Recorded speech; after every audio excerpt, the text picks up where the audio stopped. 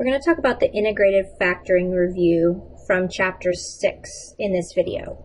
This is a great review for the test because this is basically how the test will be for chapter 6. So if you can do this section, you are good for the test for chapter 6.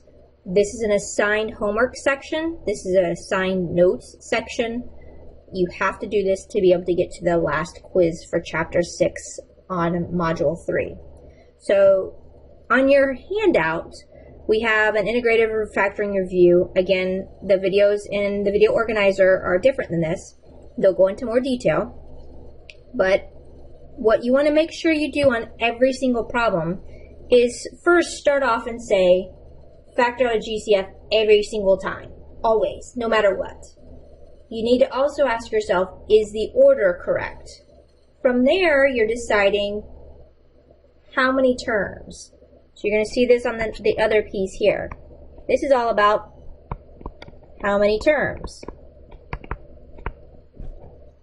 If it's a binomial, which is 2 terms, remember you have special cases, difference of squares, difference of cubes, or sum of cubes. If it's a trinomial, 3 terms. First, try to do trial and error for sure. If it's a perfect square that you see, that guess and check. If the first term is x squared with a 1 in front, do trial and error.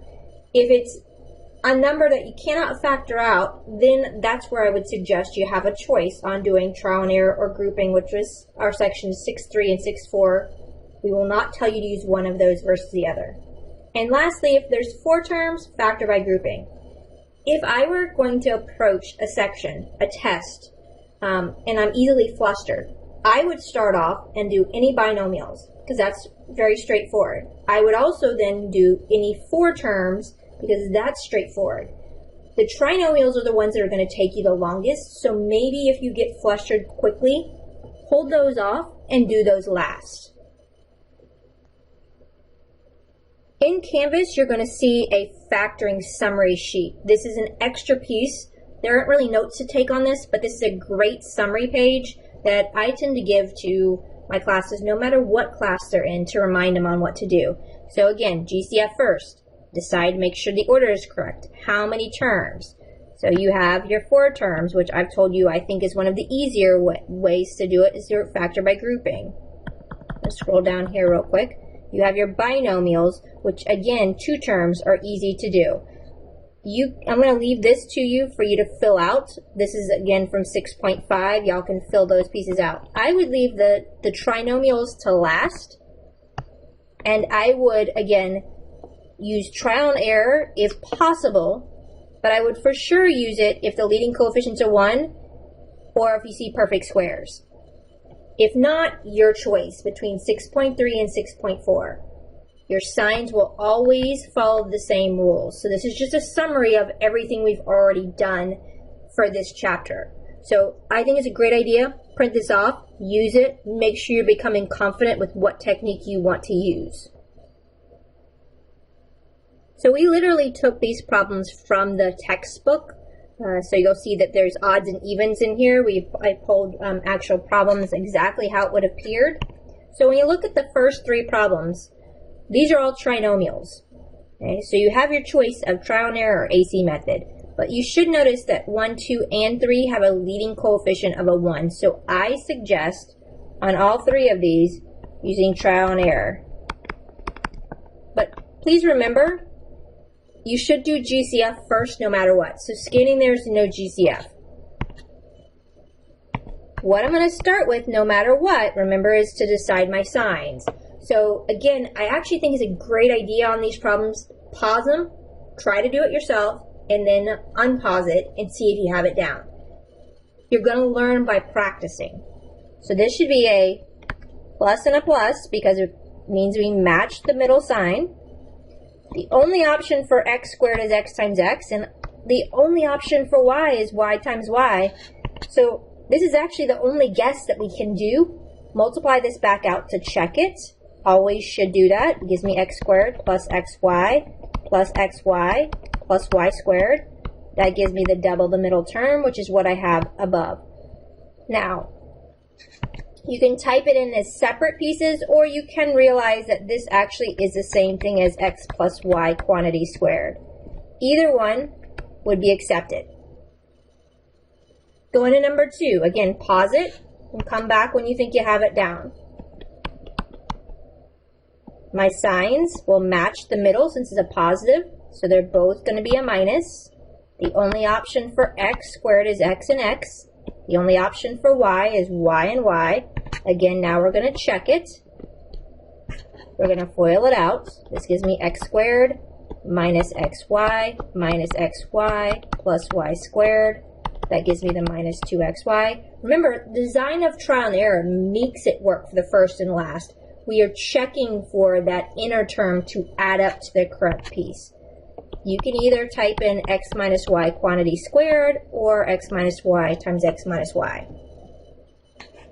Going to number 3, this is a minus, which tells me that I'm going to have a positive and a negative. The only way to get a squared is a times a. So this is one, again, I still think you can do in your head because the first part is already determined. We want two numbers that multiply together to give me a negative 12, that when I add them together, I get a positive 11. I'll say that again. We want two numbers that multiply to give me a negative 12, that when I add them, I get a positive 11. And that should be a positive 12 and a minus 1. Again, always check, especially because your signs can be incorrect. This would be a squared minus a plus 12a minus 12. This would give me a positive 11a. Specifically, make sure you also check that sign. This is my factored answer. Some people get confused on this test because Chapter 5 and Chapter 6 are on it. Stop.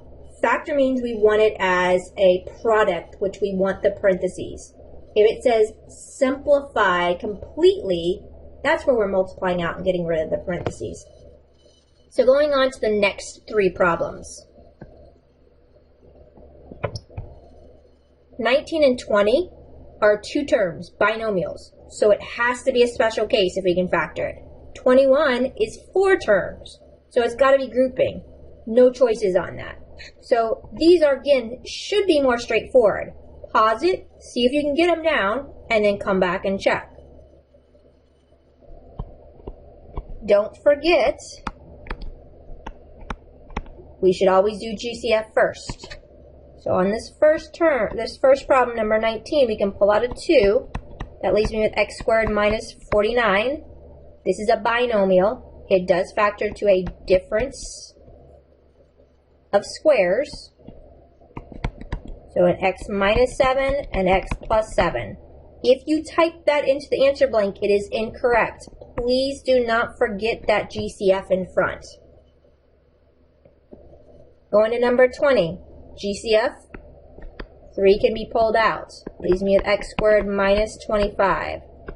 That is going to be an x plus 5 and x minus 5. A few may be going, wait a minute, you put the minus first on number 19 and the plus first on 20. I want you to make sure you have this down. Doesn't matter. Has to have a minus, has to have a plus. Doesn't matter the order you put them in. So going to number 21, there is no GCF. It's 4 terms, so I'm going to factor by grouping. Out of the first pair, I can pull in an x. Always bring your sign down. Out of the second pair, I can pull out a y. The parentheses have to match to be able to factor by grouping. If they do not, you did something wrong, or maybe you need to change the order. We pull down what matches by using the distributive property. What is left over goes into the other parentheses. So the first 6 problems were pretty straightforward. Starting with 25, 26, 27 now, we're dealing with trinomials, and the leading coefficient is not a 1.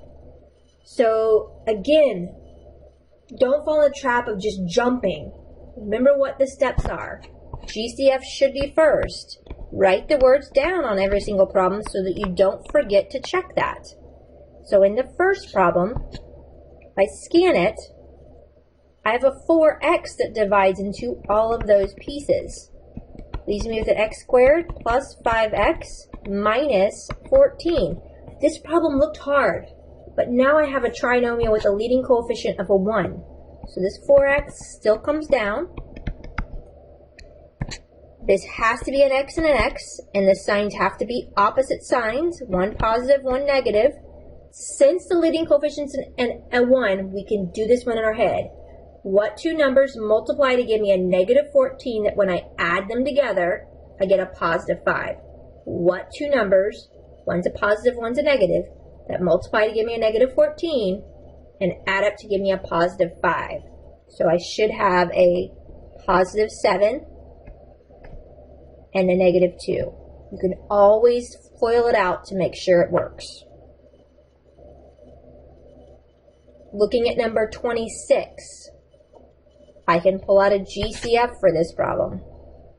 I can pull out a 6x. It leaves me with x squared minus x minus 20.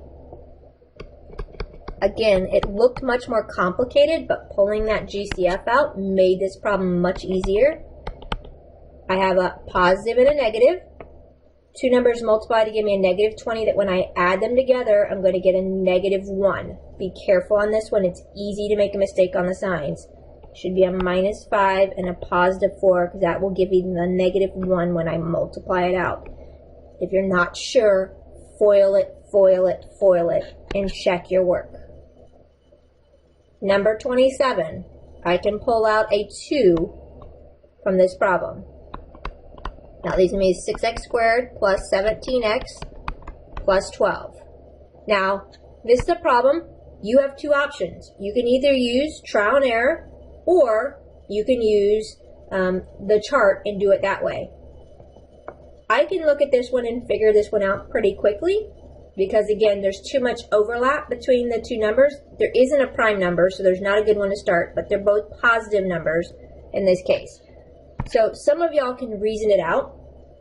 And so the most common piece y'all are going to start off with is 6x squared would be 3x and 2x.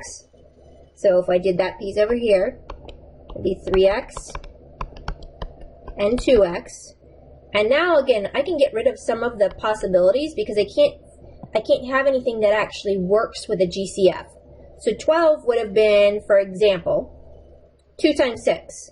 But if I put 2 and 6 here, the 6 gives me a GCF. That can't work. If I flip-flop those and put 6 and 2, the 6 won't work here.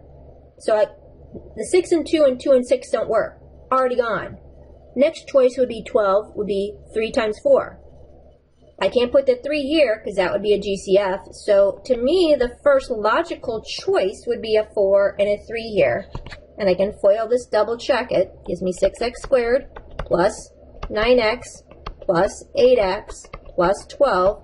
Remember, the design means it worked for the first and the last. We're checking that it works for the inside. I'm going to real quickly go over here, though, and do this problem with the AC method, just so you have it to be able to see. Because I recommend trial and error, but if you get flustered, just stop. Stop what you're doing. Now I'm using this blue second piece where I've already pulled out the GCF. It would be 6 times 12. So 6 times 12 would be 72. So I want two numbers that multiply to give me 72 that add up to give me 17. So my two ones would be a 9 times 8. And if you can't see it again, remember, go through down through all of the different pieces for you. So this 2 stays. I've got 6x squared plus 9x plus 8x plus 12. So I was splitting that 17x down into here. So now I'm going to use this. I'll draw this down so I don't get confused by it. This would give me a 3x that comes out. Second piece of 4 would come out. They match, which would give me 3x plus 4, 2x plus 3. Don't forget the 2 in front.